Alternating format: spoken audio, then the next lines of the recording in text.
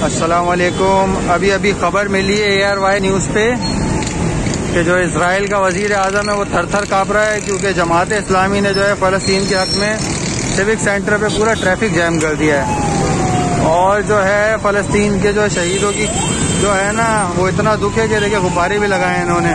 फ़लस्तीनियों की शहादत पे गुब्बारों का जो है ना पहली मरतबा मामला है।